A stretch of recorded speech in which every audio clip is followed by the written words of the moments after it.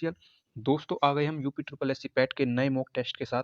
तो दोस्तों यहाँ से आपको क्या करना है, अच्छे से क्वेश्चनों को याद कर लेना है कि आप कितने अच्छे से तैयारी कर रहे हैं। ठीक है, तो यहाँ से आप जल्दी से फटाफट से अपने आंसरों को देखिए कि हम कितने आंसर सही दे रहे हैं। ठीक है, कितने उत्तर आपके सही है वो आप चेक कीजिए। और देखो, जल्दबाजी में आप हड़बड़ाओ मत बिल्कुल भी। एग्जाम नज़दीक है मानता हूँ मैं, परंतु जो है आप बहुत ही आसानी से रिलैक्स होकर एग्जाम कर दोगे तो बहुत ही आसानी से एग्जाम को क्लियर कर दोगे, क्योंकि हड़बड़ाहट में आप अपना ही नुकसान करोगे। इसलिए एग्जाम के टाइम भी रिलैक्स होकर आराम से क्वेश्चन को ध्यान से पढ़िए सबसे पहली बात, और फिर उनका आराम से उत्तर दीजिए सोच समझ कर। ठीक है, तो अब प्यारे बच्चों यहाँ से अब क्वेश्चनों की शुरुआत करते हैं अब हम। ठीक है, पहला क्वेश्चन है, तीन वेदों को स्वरूप संयुक्त रूप से वेद त्रयी कहा गया है। वेद त्रयी जो है, किन तीन वेदों को कहा गया है? देखो, त्रयी का मतलब होता है साथियों तीन। ठीक है, मैं कोई जल्दबाजी तो नहीं करूंगा बाकी की तरह, मैं आपको आराम से समझाऊंगा ताकि आपको भी याद रहे। ठीक है, तो आप बिल्कुल भी परेशान ना होइए। तो वेद त्रयी में देखो दोस्तों, हमारे ऋग्वेद, सामवेद और यजुर्वेद आती है। ठीक है, सामवेद, यजुर्वेद आते हैं और ऋग्वेद आते हैं। तो ये देखना है कि हमें कौन से ऑप्शन में हमारे तीनों वेद है। तो ऑप्शन ए में ऋग्वेद भी है, यजुर्वेद भी है, अर्थवेद तो होता ही नहीं है इसमें, ये कट जाएगा। ऋग्वेद, सामवेद, ये भी कट जाएगा। Rigveda, option C, option C साथियों बिल्कुल करेक्ट हो जाएगा। ठीक है, ऑप्शन सी करेक्ट हो जाएगा। अब साथियों बात करूं मैं ऋग्वेद की। ऋग्वेद में क्या होते हैं, 10 मंडल होते हैं। 10 मंडल होते हैं साथी इसमें। ठीक है, और इसमें ऋग्वेद में ही आपका क्या है, आपका गायत्री मंत्र का भी संबंध इसी से है। गायत्री मंत्र भी आपका इसी में मिलता है। और जो ऋग्वेद के जो रचयिता है ना, वे उनका नाम था कृष्ण द्वैपायन, ऋषि थे, उन्होंने इसकी रचना की थी ब्रह्मलिपि में। और दोस्तों एक खास बात, सिंधु नदी, सिंधु नदी आपने सुनी होगी। सिंधु नदी का जो सर्वप्रथम संबंध नाम सुना गया था वो हमारे इसी में ऋग्वेद में सुना गया था साथी। अब बात करें साथी अर्थवेद की। ठीक है, अर्थवेद की बात करें। अर्थवेद में क्या है, अर्थवेद में मुंडक उपनिषद भी देखने को मिलता है। और मुंडक उपनिषद में साथी सत्यमेव जयते, सत्यमेव जयते का भी संबंध देखने को मिलता है। और सत्यमेव जयते, और एक वाक्य है साथी, अतिथि देवो भव, अतिथि देवो भव, ये भी हमारे अर्थवेद में देखने को मिलता है।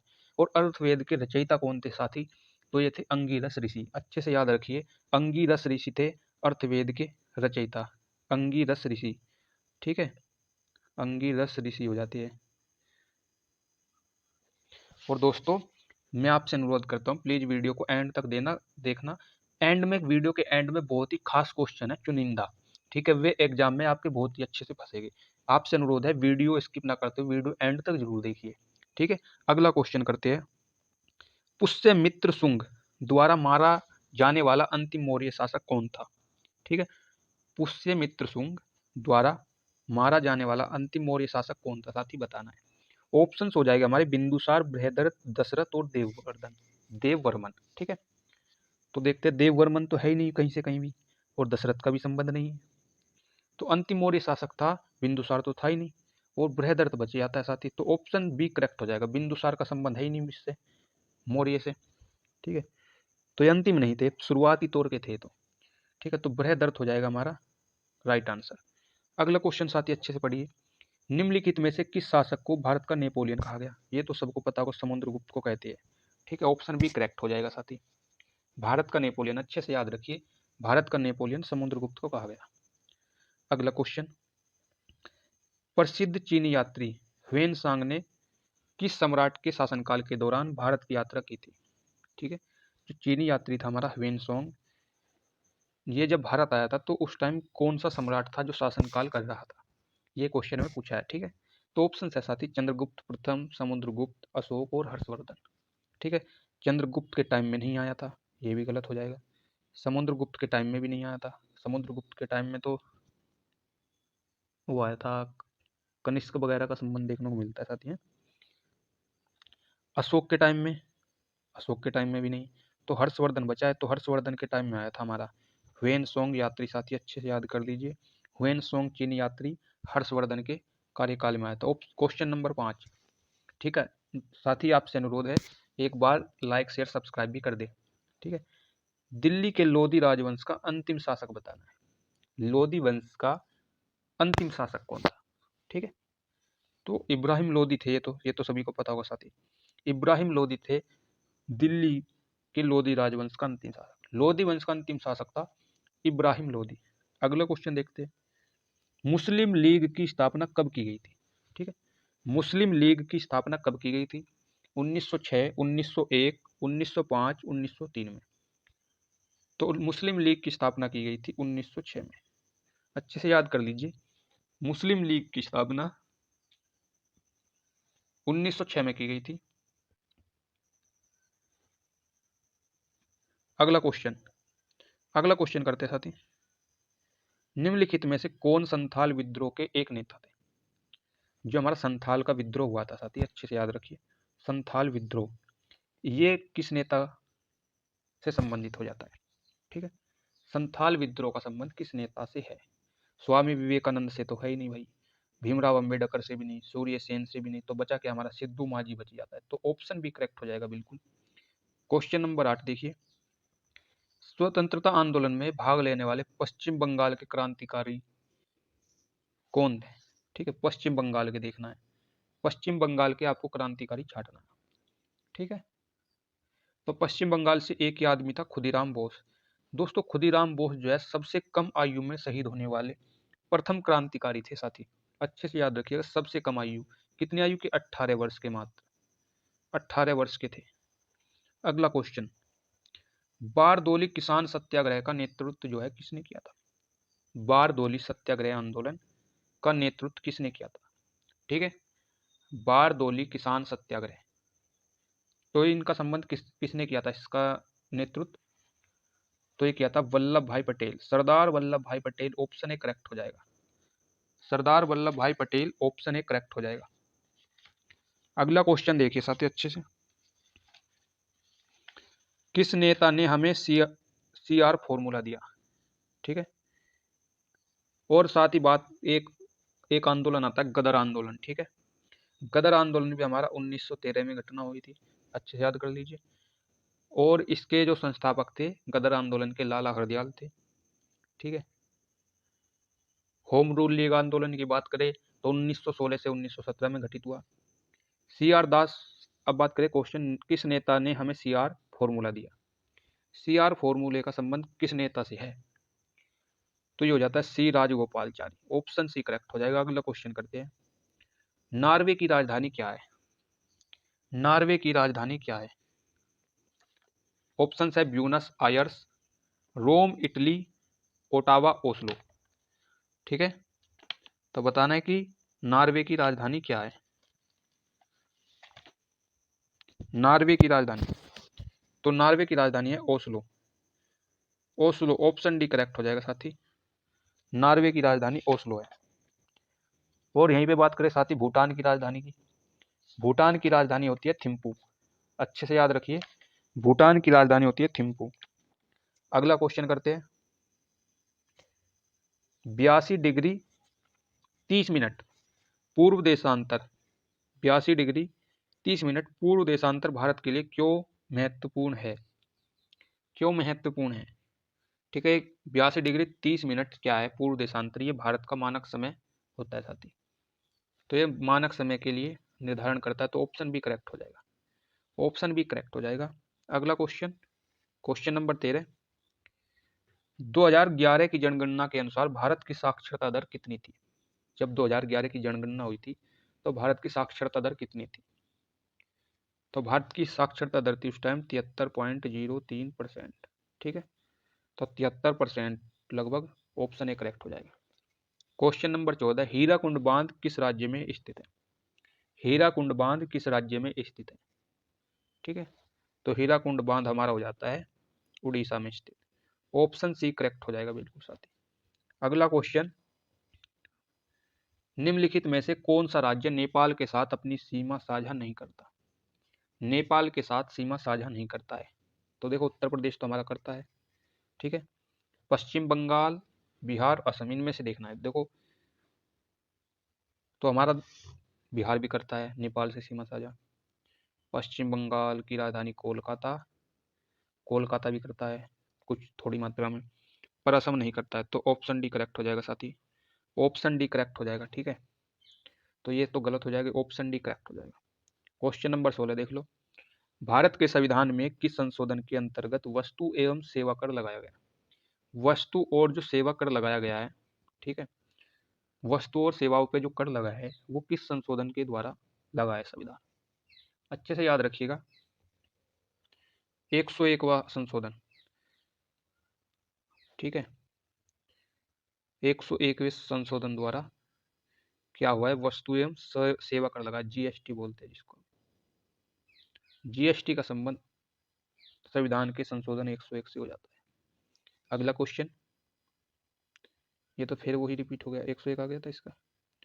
17 नंबर क्वेश्चन, 1 रुपए के नोट पर किसके हस्ताक्षर होते हैं? 1 रुपए के नोट पर किसके हस्ताक्षर होते हैं? ठीक है, ये बताना साथी, 1 रुपए के नोट पर किसके हस्ताक्षर? भारत सरकार की, भारतीय मुख्य न्यायाधीश के, भारतीय वित्त सचिव के, या भारत के प्रधानमंत्री के? तो होते हैं वित्त सचिव के, तो ऑप्शन सी करेक्ट हो जाएगा। ऑप्शन सी करेक्ट हो जाएगा। अगला क्वेश्चन करते हैं, प्रथम वित्त आयोग के अध्यक्ष कौन थे? साथ ही ये एग्जाम लायक ही क्वेश्चन है, बिल्कुल आपको इनको अच्छे से याद करना है। लास्ट टाइम में आपको प्रैक्टिस सेट से ही क्वेश्चन मिलते हैं, ठीक है। प्रथम वित्त आयोग के अध्यक्ष कौन थे? ठीक है, बताना है। प्रथम वित्त आयोग के अध्यक्ष थे भाई नियोगी, केसी नियोगी, केसी नियोगी, ऑप्शन बी करेक्ट हो जाएगा। प्रथम वित्त आयोग के अध्यक्ष। Question number 19, question number 19, PMSBY का विस्तारित रूप क्या है? विस्तारित रूप क्या हो जाएगा? पीएमएसबीवाई, ठीक है, तो इसका हो जाता है प्रधानमंत्री सुरक्षा बीमा योजना। 19 का ए, पीएमएसबीवाई प्रधानमंत्री सुरक्षा, पीएम सिक्योरिटी बीमा योजना, ठीक है, ये हो जाएगा ऑप्शन ए करेक्ट। अगला क्वेश्चन, पंडित दीनदयाल उपाध्याय उन्नत कृषि शिक्षा योजना का उद्देश्य क्या है? जो पंडित दीनदयाल उपाध्याय उन्नत कृषि शिक्षा योजना है, इसका ऑब्जेक्टिव क्या है? तो ये हो जाती है कृषि शिक्षा को बढ़ावा देने के लिए, ऑप्शन सी करेक्ट, कृषि शिक्षा को बढ़ावा देने के लिए। अगला क्वेश्चन, निम्नलिखित में से किस अनुच्छेद में भारत को इंडिया भी कहा गया? किस अनुच्छेद में भारत को इंडिया कहा गया? तो अनुच्छेद 1 में ही कहा गया है, तो ऑप्शन ए करेक्ट हो जाएगा। अगला क्वेश्चन, किस मौलिक अधिकार के तहत कानून की नजर में सभी लोग समान हैं? कौन सा मौलिक अधिकार है जिसके तहत कानून की नजर में सब समान है? तो समता का अधिकार है साथी, ऑप्शन सी करेक्ट। अगला क्वेश्चन, निम्नलिखित में से कौन भारत के पूर्व राष्ट्रपति है? पूर्व राष्ट्रपति कौन रह चुके हैं? तो doctor Rajendra Prasad, option C correct हो जाएगा। अगला क्वेश्चन, लोकसभा स्थगित करने का अधिकार किसे है? लोकसभा जो भंग करेगा वो कौन कर सकता है? ठीक है, तो राष्ट्रपति के सिवा कोई नहीं कर सकता, ठीक है, वो भी प्रधानमंत्री की सलाह पर। क्वेश्चन नंबर 25, निम्नलिखित में से किस राज्य ने सर्वप्रथम पंचायती राज अपनाया था? किस राज्य ने सबसे पहले पंचायती राज अपनाया? ठीक है, तो हरियाणा, राजस्थान, मध्य प्रदेश, कर्नाटक, तो option B correct, option B correct हो जाएगा। राजस्थान ने सबसे पहले पंचायती राज को अपनाया। क्वेश्चन नंबर 26, अब भाई साइंस से क्वेश्चन आ गया, दर्पणकारों की हेडलाइट में प्रयोग होता है। हेडलाइट में क्या प्रयोग होता है? ठीक है, तो अवतल लेंस का प्रयोग होता है। अवतल लेंस का प्रयोग होता है जिससे कि प्रकाश फैल सके ज्यादा, ठीक है, अवतल लेंस, अवतल लेंस ऐसा होता है ना, अवतल लेंस ऐसा होता है साथी, इस तरह से, इस तरह से होता है, प्रकाश की किरण गिरी, चलो होता होगा जैसे। क्वेश्चन नंबर 27 देखिए आप, प्रत्यावर्ती धारा एसी को दिष्ट धारा डीसी में बदलने के लिए किस युक्ति का प्रयोग किया जाता है? ठीक है, तो एसी को डीसी में बदलने के लिए क्या प्रयोग किया जाएगा? तो रिएक्टिफायर, रिएक्टिफायर का प्रयोग किया जाता है, रिएक्टिफायर का प्रयोग किया जाता है। अगला क्वेश्चन, ठोस कार्बन डाइऑक्साइड, ठीक है, CO2 की बात कर रहे हैं, को कहते हैं, ठोस जो कार्बन डाइऑक्साइड है उसको क्या कहेंगे हम? तो सूखी बर्फ कह देते हैं, सूखी बर्फ। अगला क्वेश्चन, शरीर में डैश की गंभीर कमी के कारण क्वासियोर कोर रोग होता है। ये रोग किस कमी के कारण होता है? ठीक है, तो प्रोटीन के कारण होता है। जो प्रोटीन की कमी हो जाए तो ये रोग हो जाएगा कवासी और कोर। क्वेश्चन नंबर 30, निम्नलिखित में से कौन मांसाहारी पादप है? ठीक है, तो ये हो जाता है वीनस फ्लाईट्रैप। वीनस फ्लाईट्रैप मांसाहारी पादप है। अगला क्वेश्चन अच्छे से याद कर लीजिए साथी। देखो हिंदी से अब क्वेश्चन है इंपॉर्टेंट से। कुछ रचना दे रखी, अंधेर नगरी के लेखक कौन है? अंधेर नगरी के लेखक कौन है? तो ये हो जाते हैं भारतेंदु हरिश्चंद्र। ठीक है, अंधेर नगरी क्या किस विधा की रचना है साथी? नाटक विधा की रचना है। क्वेश्चन 37, सूर्योदय शब्द का संधि विच्छेद क्या है? सूर्योदय यानी सूर्य का उदय। ठीक है, सूर्य का उदय, तो सूर्य का उदय हो रहा है, सूर्य प्लस उदय, तो सूर्योदय। ऑप्शन बी करेक्ट हो जाएगा। दाता शब्द का स्त्रीलिंग शब्द क्या है? जो दाता शब्द है इसका स्त्रीलिंग शब्द क्या है? क्वेश्चन नंबर 38, तो दाता का स्त्रीलिंग होगा दात्री। ऑप्शन सी करेक्ट हो जाएगा। 39 नंबर देखिए, जो किए गए उपकार को मानता हो, उपकार को मानता हो तो उसको क्या कहेंगे? उसके लिए एक शब्द है, तो उपकार को मानने वाले को कहेंगे कृतज्ञ है भैया, तो ऑप्शन बी करेक्ट है। क्वेश्चन नंबर 40, अंतिम क्वेश्चन है साथी। लाइक शेयर सब्सक्राइब जरूर कर दे, और अगले मॉक टेस्ट की वीडियो बहुत ही धांसू इंपॉर्टेंट क्वेश्चन है, वो आप पढ़ लेंगे ना तो गारंटी से कहता भाई, ज्यादा नहीं कहता भाई, 4 से 5 क्वेश्चन तो आपके फंसेगे ही। ठीक है, सरस्वती का पर्यायवाची नहीं है। सरस्वती का देखो, वीणा पाणी भी कहते हैं सरस्वती को, महाश्वेता भी कहते हैं, और भारती भी कहते हैं, पर पद्मा नहीं कहते। पद्मा तो हमको गंगा जी को कहते हैं। ठीक है, तो फ्रेंड्स मैं आपसे अनुरोध करता हूँ लाइक कर दीजिए और शेयर तो जरूर कर दीजिए भाई, शेयर और सब्सक्राइब जरूर कर दिया करो आप। लाइक, ये 3 काम तो आपको करनी ही है साथी। दोस्तों मिलते हैं नेक्स्ट वीडियो में, तब तक के लिए दीजिए इजाज़त।